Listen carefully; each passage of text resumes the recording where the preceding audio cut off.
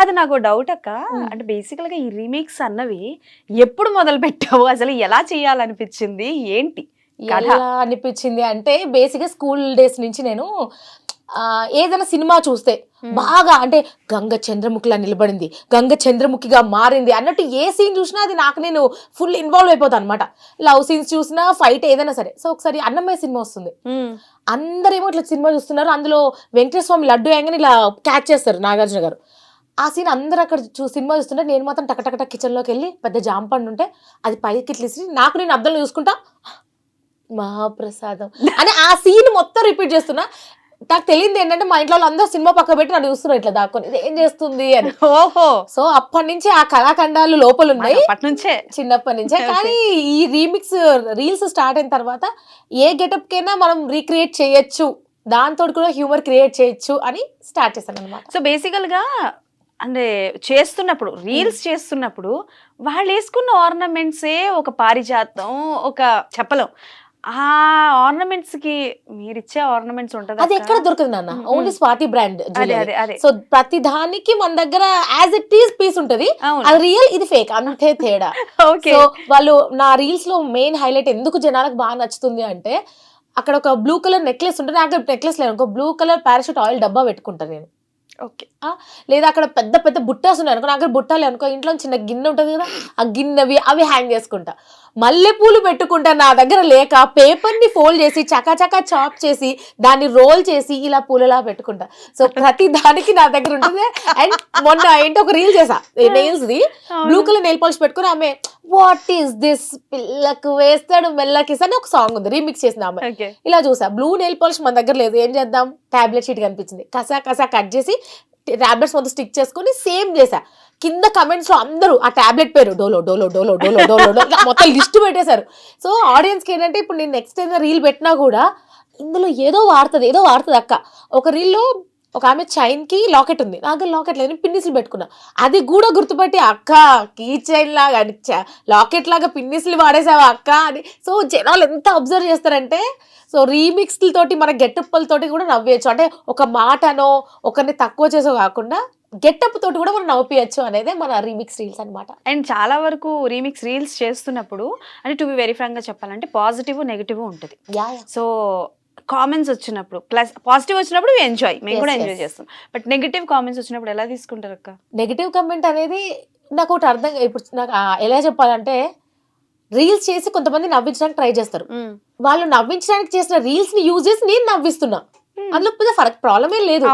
నేను వాళ్ళని తిట్టట్లేదు, bad comments వేయట్లేదు, కర్స్ వర్డ్స్ యూజ్ చేయట్లేదు, ఏం లేదు, జస్ట్ వాళ్ళు వేసిన గెటప్ నే వేసి నేను వీడియోలు చేస్తున్నా, వాళ్ళు చేసిందే మీరు చేస్తున్నా, వాళ్ళు నవ్వించడం నేను చేస్తున్నా, నేను నవ్వించడానికి ట్రై చేస్తున్నా. కానీ ఇందులో కొంతమంది మనోభావాలు దెబ్బతిని కమెంట్స్ లో పెడుతుంటారు, కానీ నేను కమెంట్స్ పట్టించుకోను, మ్యాక్స్ చదువుతా, అన్ని కమెంట్స్ చదువుతాను, కొన్నిటికి రిప్లై ఇస్తా, బట్ పాజిటివ్గా ఉండాలి. కాబట్టి ఇప్పుడు నెగిటివ్ కమెంట్ చూసి అయ్యో అని చెప్పి నేను అది డిలీట్ చేయడమో లేకపోతే ఎందుకులే మనకి అని నేను డ్రాప్ అయిపోతే చాలా మంది ఎంటర్టైన్మెంట్ మిస్ అయిపోతారు. అందుకని కొన్నిటికి రిప్లై ఇస్తా, నెగిటివ్ కమెంట్స్ ని ఎక్కువ చదవను, మాక్సిమం వదిలేస్తాను నేను, లైట్ తీసుకుంటా. ఫస్ట్ చేసిన రీమిక్స్ రీల్ ఏంటి? నూడిల్స్. చమ్కీలా అంగీలేసి ఓ వదినే అసలు అది ఎలా జరిగిందంటే, రీమిక్స్ రీల్స్ ఇలానే చేస్తుంటే సడన్ గా మా అమ్మ నూడిల్స్ చేస్తుంటే, అమ్మ కొన్ని పక్కకు పెట్టవా అంటే, ఎందుకైనా స్పెషల్గా వేరే ఏమైనా వండుకుంటావు అంటే, లేలే పక్కకు పెట్టవన్నా. ఆ వేడి వేడి నూడిల్స్ చల్లగైన తర్వాత టక్కటక్క వెళ్ళి హెయిర్ కి ఇలా ఇక్కడ పిన్ తోటి ఇక్కడ మొత్తం పెట్టేసుకున్నా. సో సింగర్ డీకి ఏంటంటే ఇట్లా కలర్ హెయిర్ నా దగ్గర లేదు, సో దానికి రీప్లేస్ చేసుకుంటే నూడిల్స్ పెట్టుకున్నా. ఆ రీల్ నేను షూట్ చేసి మా అమ్మ వచ్చి ఏదేదో చేస్తుంది ఇది అన్నది.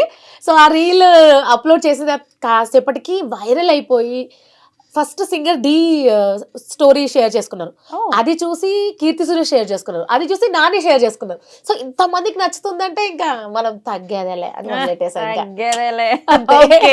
అండ్ వన్ మోర్ థింగ్, అంటే లైక్ కాసేపు అంటే లైక్ జోక్ పార్ట్స్ అంతా మొదలు పెడితే ఆర్జే స్వాతి అంటే లైక్ ఆ వాయిస్ కావచ్చు అండ్ ఆ హడావిడి వచ్చిన దగ్గర నుంచి చూస్తున్నాను, ఫుల్ హడావిడి భలే ఉంటుంది కదా. సో ఎప్పుడు అవ్వాలనుకున్నారు, ఎలా స్టార్ట్ చేశారు? ఒక ఫీమేల్ ఆర్జేగా రావాలి అని అంటే నాకు తెలిసి it's not an easy thing, not at all. So ఏంటి, ఎలా స్టార్ట్ అయింది మీ జర్నీ యాజ్ అన్ ఆర్జేగా? ఆర్జేగా అంటే ఫస్ట్ ఆఫ్ ఆల్ ఒక ప్యాషన్ ఉండాలి, అది ఇది చేయాలి ఏదో. చాలా మందికి నాకు కమెంట్స్ చేసే ప్రతి ఉమెన్ కమెంట్స్ చదువుతా కదా నేను, నేను కాలేజ్లో ఉన్నప్పుడు నీలానే ఉండేదాన్ని స్వాతి, మ్యారేజ్ అయిపోయాక కొంచెం డల్ అయిపోయాను, నాకు నీలాగా ఆర్జే అవ్వాలని ఉండే కానీ కుదరలేదు, ఇలా చాలా మంది మెసేజ్ చేస్తుంటే వాళ్ళకి రిప్లైస్ ఇస్తూ ఉంటాను నేను మాక్సిమం. ఆర్జే అవ్వాలని అనుకోలేదు, కానీ హడావిడి ఇంతే ఉండేది చిన్నప్పటి నుంచి. మనం ఎక్కడ బెల్లం చుట్టూ చీమలు లెక్క, నేను ఏడుంటే నా చుట్టూ 10 మంది నా మాటలు వినుకుంటూ వాళ్ళు ఎంజాయ్ చేయడము అంతే. మనం విన్ అయినా కాకుండా మనం మధ్యలో ఉండాల్సిందే. హడావిడి బ్యాచ్ అనమాట. టైం పాస్ బటానీ అంటారు వీళ్ళనే. సో అలాంటి పేర్లు, టైం పాస్ బటానీ, ఇంకేంటి లైక్ వాగుడుకాయ, చాటర్ బాక్స్, ఇలాంటి నిక్ నేమ్స్ చాలా వచ్చాయి. స్కూల్ డేస్ లో బాగా అల్లరి. కానీ వన్స్ ఇంకా ఫైనాన్షియల్ గా కొంచెం ప్రాబ్లమ్ స్టార్ట్ అయ్యే మూమెంట్లో లేదు జాబ్ చేయాలి అన్నారు. సో సరే అని డిగ్రీలో ఉన్నప్పుడే ఇంకా ఎగ్జామ్స్ రాశాను. బట్ ఫస్ట్ కాల్ సెంటర్లో జాబ్ స్టార్ట్ చేశాను. Call centre? Yeah, call centre. అదైతే నా లైఫ్లో మర్చిపోలేని మూమెంట్ అనమాట. అంటే అప్పుడు నా బ్రేక్ఫాస్ట్ 5 రూపాయల సమోసా నా బ్రేక్ఫాస్ట్. లంచ్ తినేసేదాన్ని. అంటే నాది ఎర్లీ మార్నింగ్ షిఫ్ట్ ఉండే. నాకు అప్పటికి అసలు జాబ్ అనేది ఎక్స్పీరియన్స్ లేదు. ఫస్ట్ కాల్ సెంటర్ హైదరాబాద్లోనే, బేగంపేటలోనే ఫస్ట్ కాల్ సెంటర్ జాబ్. ఒకసారి ఫస్ట్ కాల్ తీసుకున్నా. బేసిక్ కాల్ సెంటర్ తిట్టడానికి కాల్ చేస్తారు అనిపిస్తుంది నాకు, ఎందుకంటే ప్రాబ్లమ్ తోటే వస్తారు వాళ్ళు, తిడుతూనే ఉంటారు. సో ఫస్ట్ కాల్ తీసుకోగానే ఏంటంటే మీ సర్వీస్ ఇట్టుంది బ్లా బ్లా బ్లా తిడుతూనే ఉన్నారు. కళ్ళలోంచి నీళ్ళు. అంటే ఫస్ట్ టైం ఒక నన్ను తిట్టారు, అస్సలు తీసుకోలేకపోయా. వాష్రూమ్లోకి వెళ్ళి ఫుల్ ఏడ్చేసి ఇంకా మొహం తుడుచుకొని ఇలా తిట్టేశారు. అంటే నిన్ను తిట్టలేదు, కంపెనీని అన్నారు, నువ్వు రియాక్ట్ అవ్వకు, నువ్వు ఇక్కడ సొల్యూషన్స్ ఇవ్వడానికి ఉన్నావు, సొల్యూషన్ ఇచ్చే అంతే అన్నప్పుడు ఓకే అనుకొని ఇంకా మెల్లమెల్లగా కాల్ సెంటర్లో జాబ్ చేసుకుంటూ, మనకి వర్క్ అంటే చాలా ఇష్టం, కొంచెం మంచి పేరు వచ్చిన, నలుగురు పొగిడిన మజా వస్తుంది అనమాట. సో అలా బాగా వర్క్ చేస్తుందని చెప్పి అకౌంట్స్ వేశారు. సో అకౌంట్స్ నేర్చుకొని, ఎక్సెల్స్ అవన్నీ నేర్చుకొని అకౌంట్స్ డిపార్ట్మెంట్లో ఉన్న. వన్ డే ఇట్లా రేడియో, మనకి ఎక్కడున్న పాటలు, మనకి ఎనర్జీ ఇచ్చేది బూస్ట్ పాటలే కదా. సో రేడియో మిర్చి ఇలా పెట్టుకొని బాస్కి కనబడకుండా ఇట్లా వర్క్ చేస్తున్నా. ఫైన్ డే రేడియో మిర్చిలో మీరు ఆర్జే అవ్వాలనుకుంటున్నారా, వచ్చేయండి రేడియో మిర్చికి అన్నారు. ఓకే ఇది బాగుందని చెప్పేసి ఇంట్లో ఎవరికి చెప్పలేదు, డైరెక్ట్ వచ్చాను. అప్పటికే మన వాళ్ళు తెలుసు కదా, ఇంకా చాలా మంది, ఒక వందల మంది ఉన్నారు. ఒక్కొక్కరు కాలేజ్ స్టూడెంట్స్ యంగ్ ఉన్నారు. మనమేమో పప్పు ముద్దలకి ఇట్లా వచ్చి కూర్చొని ఏంటి ఇలా ఉన్నారు వీళ్ళందరూ, ఇంతమందిలో నేను అసలు సెలెక్ట్ అవుతానా అన్నట్టు ఉండే. First round, second round. So first round voice test అన్నారు. ఈ పిల్ల గొంతేదో కొంచెం వెరైటీగా రాణి ముఖర్జీ లాగా కొంచెం హస్కీగా ఉంది. చలో సెలెక్ట్ అయిపోయాం. సరే ఈ పిల్ల నెక్స్ట్ ఏదైనా టాపిక్స్ మాట్లాడగలుగుతుందా అని అడిగారు. ఒక టాపిక్ ఇచ్చారు, సికింద్రాబాద్ స్టేషన్ గురించి చెప్పు అన్నారు. మనం రోజు జర్నీ చేసేది అక్కడ. సో బస్సులు మారి నిలబడి ఊగుతూ ఎన్ని, అంటే నాకు ఒకటి అడ్వాంటేజ్ అని చెప్పొచ్చు, నేను ఒక మిడిల్ క్లాస్లో పుట్టినందుకు నేను హ్యాపీగా ఫీల్ అవుతున్నా.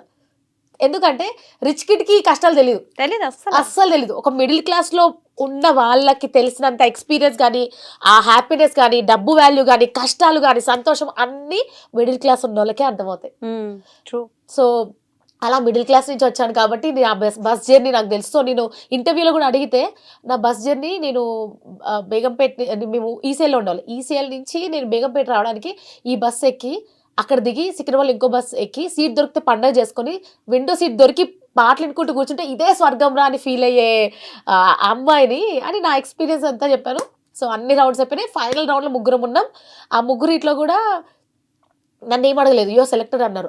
అదేంటి మీరు ఏదో అడుగుతారేమో అనుకొని వచ్చాను అంటే, ఇప్పుడు వచ్చిన 3 ఆ ఇద్దరిని నేను అడిగాను, మీ ఇద్దరితో ఎవరు ఎక్కువ మాట్లాడారు అని. వాళ్ళిద్దరు నీ పేరే చెప్పారు. సో నువ్వు పర్ఫెక్ట్, ఇంకా ఈ ఆర్జేకి నువ్వే, మిర్చికి నువ్వే వచ్చేసాయి అన్నారు. సో ఆఫర్ లెటర్ తీసుకొని ఇంటికి వెళ్ళి మా అమ్మకి ఇలా చూపిస్తే ఏంటి ఇది అన్నది. అమ్మ నేను ఆర్జేకి సెలెక్ట్ అయ్యా. ఫస్ట్ కింద మేనేజర్ లెవెల్ రోల్ అనమాట మాది. మేనేజరా, నువ్వేం మేనేజర్వే అన్నారు. కింద కరెక్ట్ చూడమ్మా అంటే రేడియో మిర్చి ఆర్జే అనగానే ఇంకా మా అమ్మ కళ్ళల్లో నీళ్ళు. నాకైతే ఇక ఆనందం ఫస్ట్ ఎవరికైనా చెప్పుకోలేవు, ఎవరు కనిపిస్తే వాళ్ళకి చెప్పేసా. లిటరల్లీ ఆ రోజు జర్నీ సేమ్ బస్సులోనే వెళ్తున్నా. డ్రైవర్ నాకు కొత్త జాబ్ వచ్చింది, ఇట్లా ఎంత ఆనందంగా అందరికీ చెప్పుకుంటే ఇంటికి వెళ్ళి ఇంట్లో వాళ్ళకి చెప్పేసి, అలా ఒక కాల్ సెంటర్లో సమోసా తిని అదే లంచ్లా ఫీల్ అయ్యి, బస్ ఛార్జెస్ డబ్బులు మిగిలితే పానీపూరి తిని, ఎప్పుడైనా ఆ టీమ్ లంచ్కి అప్పుడు తీసుకెళ్తే అబ్బా అన్నట్టు ఎక్సైట్ అయ్యి ఆ అమ్మాయి కాస్త ఇప్పుడు ఆర్జేగా రేడియో మిర్చిలో దున్నేస్తుంది.